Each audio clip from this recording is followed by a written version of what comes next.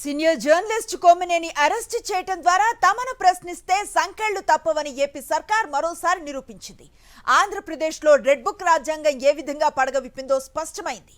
కొమ్మినేనిని arrest చేయడం ద్వారా నిజాలను తొక్కేయాలని జర్నలిజాన్ని బెదిరించేందుకు చంద్రబాబు దుస్సాహసం చేశారు. 70 ఏళ్ల వయసు, 50 సంవత్సరాల జర్నలిజం అనుభవం, నిజాన్ని నిక్కచ్చిగా చెప్పే స్వభావం, ప్రభుత్వ వైఫల్యాలను ఎత్తిచూపే ధైర్యం. ఇది సీనియర్ జర్నలిస్ట్ కొమ్మినేని శ్రీనివాసరావు పరిచయం. ఇదే చంద్రబాబుకు కంట్లో నలుసులా మారింది.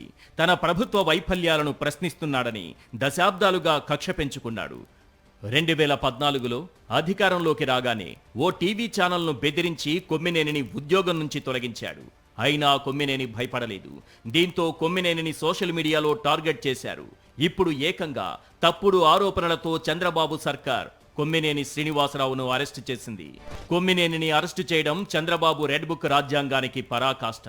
అబద్ధాల పాలనలో నిజం మాట్లాడేవారు ఉండకూడదనేది కూటమి సర్కారు ప్రయత్నం. ప్రభుత్వం చేసే మోసాలను వెలికితీసే జర్నలిస్టులు జైల్లో ఉండాలనేది లోకేష్ రాజ్యాంగం. ఎల్లో మీడియాల అందరూ చంద్రబాబుకు భజన చేస్తూనే ఉండాలి. ప్రశ్నించేవారుంటే ప్రభుత్వానికి గిట్టదు. పేదల పక్షాన పోరాడితే చంద్రబాబు అండ్కో సహించలేదు. అందుకే కొమ్మినేని అరెస్టు.